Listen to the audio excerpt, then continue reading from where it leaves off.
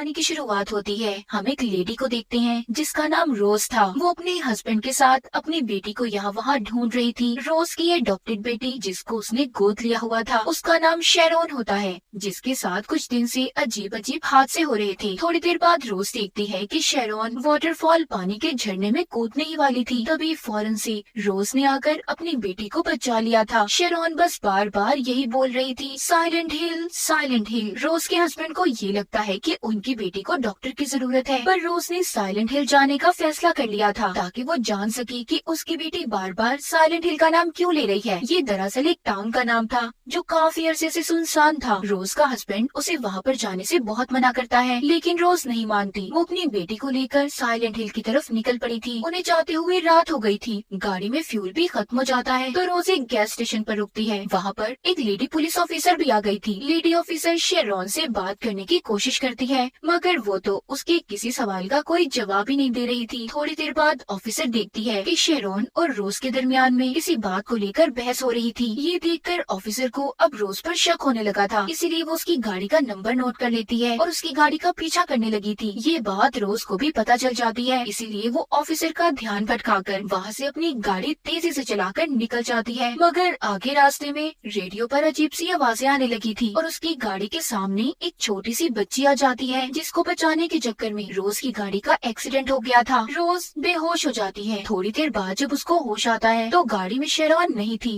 रोज अपनी बेटी को ढूंढने लगती है, मगर हर तरफ फोग यानी धुंध और धुएं की वजह से वो उसे नहीं मिलती। रोज अपनी बेटी शेरोन को ढूंढते ढूंढते साइलेंट हिल के टाउन में पहुंच जाती है। उसे वहाँ पर अपनी बेटी जैसी एक बच्ची नजर आई थी। वो आवाजें देती है, उसके पीछे जा रही थी। अब भागते भागते वो सीढ़ियों के पास आ जाती है। रोज बेसमेंट में पहुंच गई थी। तभी एक सायरन बजता है और हर तरफ अंधेरा हो गया था। रोज अपना लाइटर जलाकर अंदर जाने लगती है। उसे फिर से वहाँ अपनी बेटी जैसी लड़की दिखाई दी थी। वहीं पर वो एक आदमी को देखती है जिसको फेंस बाड़ पर लटकाया हुआ था। उसकी अंतड़ियां बाहर निकली हुई थी। हैरानी की बात ये थी वो फिर भी जिंदा था। तभी वहाँ पर अजीब से दिखने वाले क्रिएचर्स आ गए थे जो किसी बच्चे की तरह थे। देखते ही देखते वहाँ पर और भी क्रिएचर्स आ जाते हैं जो रोज को पकड़ने की कोशिश कर रहे थे। रोज उनसे बचते बचाते एक कमरे में चली गई थी और गिरकर बेहोश हो जाती है। थोड़ी देर बाद वो सभी क्रिएचर्स जो रोज को पकड़ने आ रहे थे कुछ ही देर में गायब हो जाते हैं। कुछ वक्त के बाद रोज को भी होश आ गया था। वो दोबारा से टाउन में अपनी बेटी को ढूंढने लगती है। तभी उसके सामने गहरी खाई आ गई थी जो बिल्कुल टाउन के दरमियान में थी। जब रोज उस खाई में देख रही थी तो अचानक से उसके पीछे एक औरत आ जाती है। रोज अब उसको अपनी बेटी की तस्वीर दिखाकर उसके बारे में पूछती है जो उसने अपने लॉकेट में डाली हुई थी। अजीब बात ये थी कि वो औरत शेरोन को अपनी बेटी समझ रही थी और रोज से वो तस्वीर लेने की भी कोशिश करती है, लेकिन रोज उस औरत से डर जाती है और जैसे तैसे करके वहाँ से भाग गई थी। दूसरी तरफ हम रोज के हस्बैंड को देखते हैं जो रोज और अपनी बेटी की तस्वीर को लेकर उन्हें ढूंढ रहा था। इधर टाउन में रोज वापिस से अपनी गाड़ी के पास आ जाती है जहाँ पर उसे अपनी बेटी शेरोन की ड्राइंग मिली थी जो कि एक स्कूल की थी। तभी वहाँ पर पुलिस ऑफिसर भी आ जाती है जो अब तक रोज का पीछा कर रही थी। अब जब वो शेरोन को रोज के साथ नहीं देखती तो उसे लगता है कि रोज ने अपनी बेटी को मार दिया है या फिर उसके साथ कुछ गलत किया है, इसीलिए पुलिस ऑफिसर ने उसे गिरफ्तार कर लिया था। मगर रोज पुलिस ऑफिसर को समझाने की कोशिश कर रही थी। वो कहती है कि मैं पागल थोड़ी हूँ कि मैं अपनी बेटी को कुछ कर दूंगी या फिर उसे मार दूंगी, बल्कि वो तो मुझे भी नहीं मिल रही। मगर वो उसकी कोई बात नहीं सुनती और उसे अपने साथ ले जाती है। अब जब वो उसे अपने साथ लेकर जा रही थी तो पुलिस ऑफिसर को भी वही गहरी खाई दिखाई देती है जिसको पहले रोज ने भी देखा था जो कि टाउन के दरमियान में थी। ये देखकर वो दोनों वापस आ जाती हैं। यहाँ पर अजीब से दिखने वाला क्रिएचर उनके सामने आ गया था जो उनकी तरफ बढ़ रहा था। तभी पुलिस ऑफिसर उस क्रिएचर पर अपनी गन से गोली चलाती है। ये देखकर रोज मौका पाते ही वहाँ से भाग गई थी और सीधा पहुँच जाती है स्कूल में जो उसने अपनी बेटी की ड्राइंग में देखा था। उसे लग रहा था कि शायद उसकी बेटी इसी स्कूल में होगी। इधर रोज का हस्बैंड भी एक पुलिस ऑफिसर को लेकर साइलेंट हिल पहुँच जाता है। वो भी रोज और अपनी बेटी को ढूंढ रहा था। स्कूल में रोज जब अपनी बेटी को ढूंढ रही थी तभी उसे स्कूल में टेबल के तराजों से बहुत सारी चाबियां और टॉर्च लाइट मिलती है। उसे स्कूल में अजीब से कपड़े पहने हुए लोग भी दिखाई दिए थे। उनसे बचने के लिए वो एक क्लासरूम में आ गई थी जहाँ पर वो एक टेबल पर हाथों के निशान देखती है जो किसी छोटी बच्ची के थे जिस पर विच जादूगरनी लिखा हुआ था।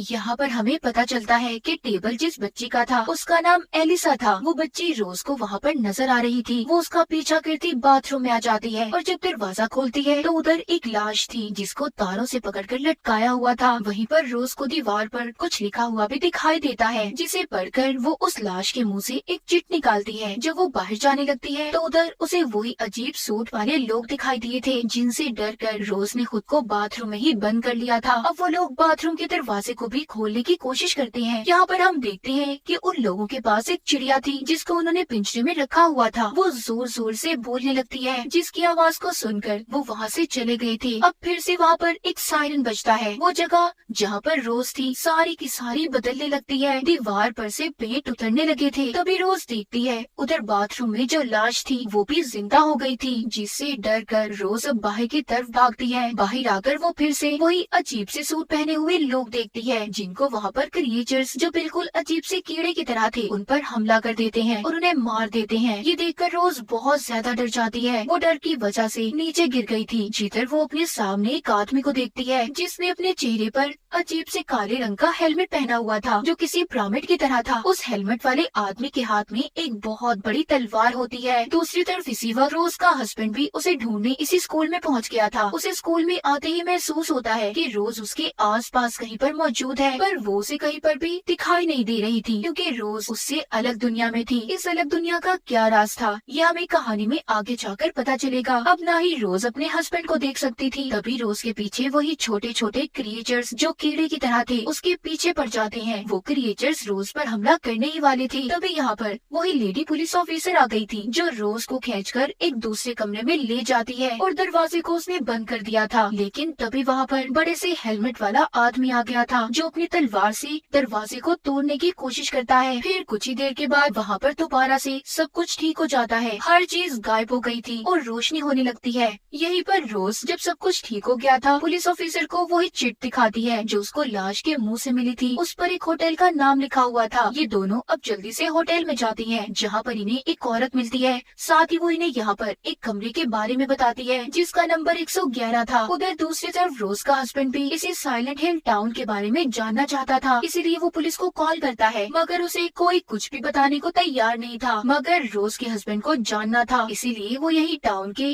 पुराने पुलिस स्टेशन में जाता है और साइलेंट हिल की फाइल्स को चेक करने लगा था। जब वो ये सब चीजें देख रहा था तो उसे यहाँ पर एलिसा के बारे में पता चलता है जिसको रोज ने स्कूल में भी देखा था। वो देखता है कि वो बच्ची एलिसा बिल्कुल शेरॉन जैसी थी। उधर होटल में रोज को कमरा 111 मिल गया था जिसके सामने एक पेंटिंग लगी हुई थी, जिसे देखकर रोज को ये अंदाजा हो जाता है कि ये तो पहले विच हंट की पेंटिंग है, यानी कि पहली जादूगरनी का शिकार। इन्हें यहाँ पर ये भी पता चलता है कि इस टाउन को भी विच हंटर ने ही ढूंढा था। अब रोज को उस कमरे में जाकर एलिसा मिलती है जिसे देखकर रोज हैरान हो गई थी क्योंकि वो बिल्कुल उसकी बेटी शेरॉन जैसी थी और एलिसा उस औरत की बेटी थी जिसने रोज से तस्वीर को लेने की कोशिश की थी। वहाँ पर एलिसा रोज से कहती है कि वो जल रही है और तभी अचानक से गायब हो गई थी। वहाँ पर वही औरत जिसने इन्हें कमरे के बारे में बताया था वो कहती है हमें जल्दी यहाँ से निकलना होगा क्योंकि रात होने वाली है, हमें चर्च पहुँचना है जल्दी। अब ये तीनों चर्च की तरफ भागती हैं। वो देखती है कि वहाँ पर और भी बहुत सारे लोग हैं जो चर्च की तरफ जा रहे हैं। इनमें से वो औरत जिसने इन्हें कमरे के बारे में बताया था उसे अंदर जाते हुए देर हो गई थी। तभी वहाँ पर बड़े से हेलमेट वाला आदमी आ जाता है जिसने उस औरत को पकड़ लिया था और उसकी जिल्द को पकड़कर उसके जिस्म से अलग कर देता है और रोज के सामने फेंक दिया था। चर्च के अंदर जितने भी लोग थे सब रोज और पुलिस ऑफिसर को विच समझ रहे थे।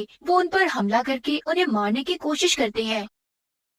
अब पुलिस ऑफिसर यहाँ पर अपनी गन चलाती है जिससे सभी पीछे हट गए थे। दूसरी तरफ हमें रोज का हस्बैंड दिखाया जाता है जो कि ऑर्फनेज में था। ऑर्फनेज जहाँ पर उन बच्चों को रखा जाता है जिनका इस दुनिया में कोई ना हो। वो जाकर नन को एलिसा की तस्वीर दिखाकर उसके बारे में पूछता है क्योंकि वो बिल्कुल उनकी बेटी शेरॉन की तरह दिखती थी, जिसे देखकर नन डर गई थी और कुछ भी बताने से मना कर देती है। पुलिस ऑफिसर भी यहाँ पर रोज के हस्बैंड को समझाता है कि देखो इन सब के बारे में भूल जाओ, तुम्हें कुछ भी नहीं पता चलेगा। अगर तुमने बार बार ये जिद की या फिर जानने की कोशिश तो मैं तुम्हें जेल में बंद कर दूंगा। उधर रोज जो कि चर्च में थी, अब वो सीनियर प्रीस्ट से मिलती है, उससे अपनी बेटी के बारे में पूछती है और मदद मांगती है। प्रीस्ट लेडी कहती है कि मैं तुम्हारी कोई मदद नहीं कर सकती, शायद तुम्हारी बेटी अब डेविल यानी शैतान के पास है। ये सुनकर रोज डर गई थी। वो अपनी बेटी को किसी भी हालत में वापस लाना चाहती थी, इसीलिए वो डेविल से मिलने का फैसला करती है। वो प्रीस्ट रोज को एक सुनसान बिल्डिंग में लेकर जाती है, जहाँ पर उनका ये मानना था कि इधर डेविल रहता है। डेविल के कमरे में जाने का रास्ता रोज ने याद कर लिया था, मगर यहाँ पर लेडी प्रीस्ट को रोज का लॉकेट मिला था, जिसमें शेरॉन की तस्वीर थी, जिसे देखकर उन्हें अब ये लगता है कि रोज भी एक विच है, इसीलिए वो उस पर हमला कर देते हैं। मगर इधर लेडी पुलिस ऑफिसर उसकी मदद करती है और खुद को उनके आगे करके रोज को वहाँ से भगा देती है। रोज अब लिफ्ट में बैठकर एक सुनसान जगह पर पहुँच गई थी, जहाँ पर ज़ॉम्बीज़ की तरह दिखने वाली बहुत सारी नर्सेज थी। रोज को इनके बीच से होकर गुजरना था। वो ज़ॉम्बी नर्सेज लाइट को देखकर रोज की तरफ बढ़ रही थी। यहाँ पर रोज लाइट को बंद कर देती है और इनके बीच से गुजरकर डेविल के कमरे में पहुँच गई थी। वहाँ पर अंदर जाते ही उसे एलिसा की कहानी का पता चलता है। यहाँ पर हमें भी ये बात पता चलती है कि एलिसा एक आम सी लड़की थी, मगर सब उसको विच कहकर बुलाया करते थे और बहुत ज्यादा परेशान करते। एक दिन लेडी प्रीस्ट ने एलिसा की मॉम से कहा कि तुम्हें अपनी बेटी को होटल के कमरे 111 में भेजना होगा,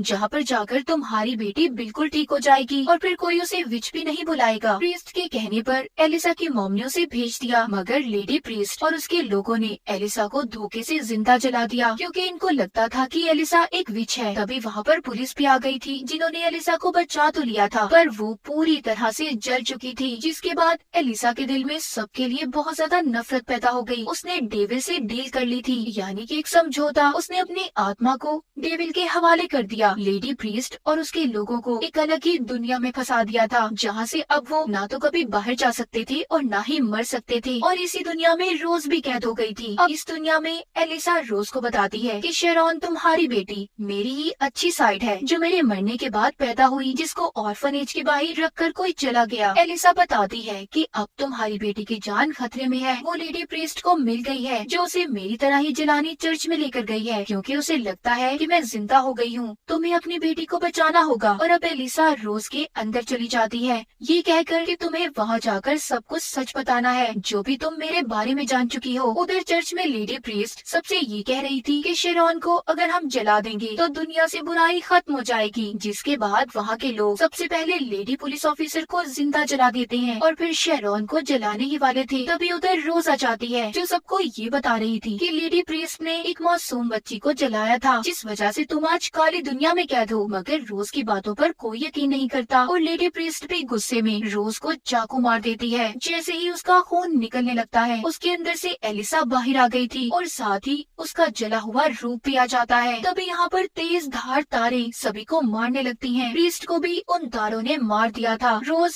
अपनी बेटी को बचाकर कोने में बैठ गई थी और उससे उसकी आंखें बंद करने का कहती है, पर शेरॉन ने गलती से एलिसा को देख लिया था, जो अब डेविल बन चुकी थी, मतलब एक शैतान में बदल गई थी। जिसके बाद डेविल एलिसा शेरॉन के अंदर चली जाती है। अब दोबारा से एलिसा की अच्छी और बुरी साइड एक साथ हो गई थी। इसके बाद रोज अब अपनी बेटी को लेकर वहाँ से निकल गई थी। रोज को लग रहा था कि सब कुछ ठीक हो चुका है। वो अपने घर पहुँचती है, पर घर में कहीं पर भी उसका हस्बैंड नहीं था। इसका मतलब ये था कि उसका हस्बैंड अपनी असल दुनिया में है और रोज अभी भी उस साइलेंट हिल की काली दुनिया में फंसी हुई है। अब रोज कैसे उस दुनिया से बाहर निकलेगी या फिर अपनी बेटी को एलिसा से बचा पाएगी? इसी सस्पेंस के साथ ये कहानी यहीं पर खत्म हो जाती है।